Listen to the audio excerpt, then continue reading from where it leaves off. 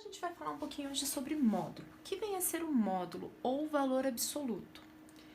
O módulo de um número, ele é definido da seguinte forma.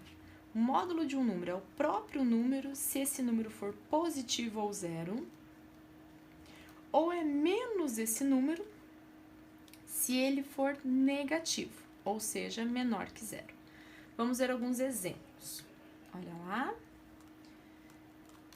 Módulo de 5, módulo de menos 5, módulo de 3, módulo de menos 3 e módulo de zero. Olha só, definição. Módulo de um número é ele mesmo se ele for maior ou igual a zero. Então, no caso do zero, é ele mesmo, no caso do 3, é ele mesmo, no caso do 5, é ele mesmo. Agora, o módulo de um número x é menos x se esse x for menor que zero. Então, quer dizer que o módulo de menos 5 é menos 5. Você vai pôr um menos na frente, olha lá, pôs um menos na frente do x quando o x for menor que zero. Negativo. Por quê? Porque isso transforma ele em positivo. Então, o módulo de menos 3 é menos 3, que vira mais 3.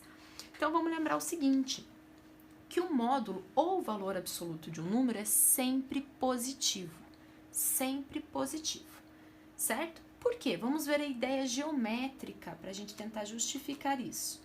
Ideia geométrica. A ideia geométrica do módulos vem a ser a distância do número dado até a origem. Distância do número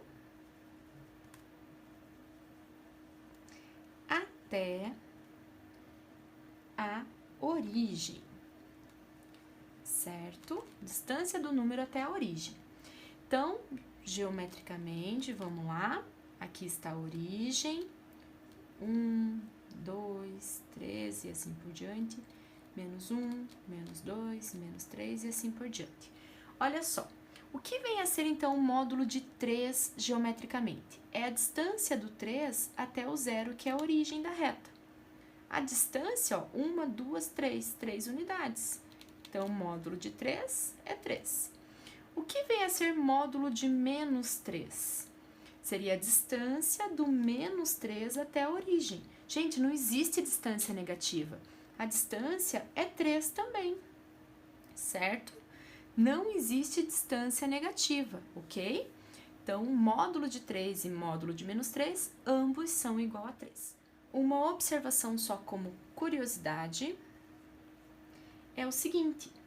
Quando vocês têm raiz quadrada de x ao quadrado, a gente diz que o resultado disso é módulo de x. Por quê?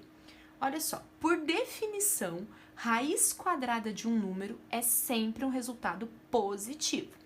Então, por exemplo, eu tenho raiz quadrada de 3 ao quadrado.